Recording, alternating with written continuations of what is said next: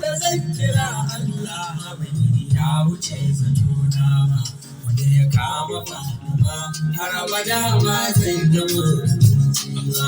Abin sanya lauce wani rabo ba zai fahimci komai ba, daga ku babu waiwaye har abada ba za na juya baya ba.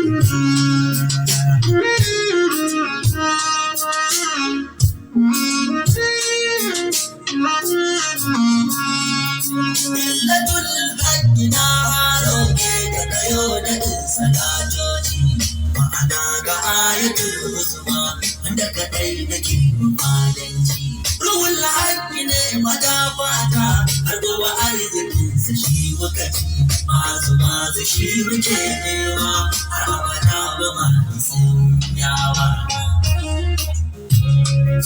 Izaran bana ina roƙo ta halin gidan su dangata, a cikin salatukan yi kuma rabbi ka sa na ba mazarata. Har asahabu sa ciki da darajar su ina wukan ka bibita, hidimar da za mu yi har abada ba za mu kai su komai ba. Assalamu alaikum ya amatullahi muke dake.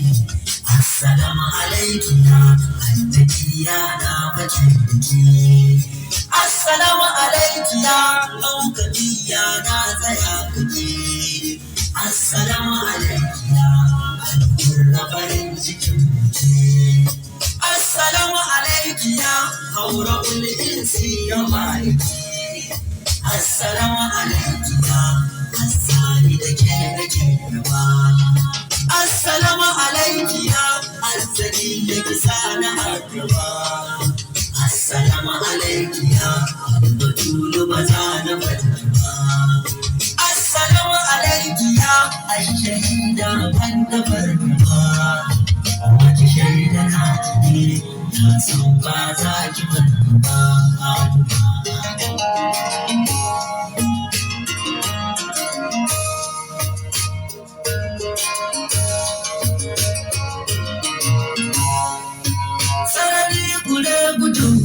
Biya kike ba abin ki ganganci, watan sun fake da ke daga mazan mate suke mafadanci. Wanda ya so ki ya kaso, wanda ya ki ba arzikin ki dan yaji.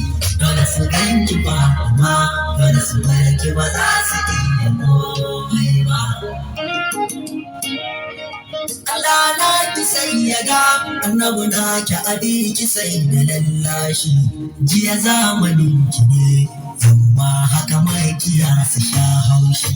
Iyamar idan ka zo na masa ga isar ki za su sha kashi. Muka muna adam da ke na san ba za ki manta nisa ba.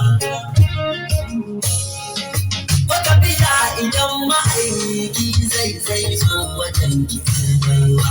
Ki sallama da ya dawo, kuki yake zuwa fitowa. Dole na ɗauka tambari na buga in je kina gaban kowa.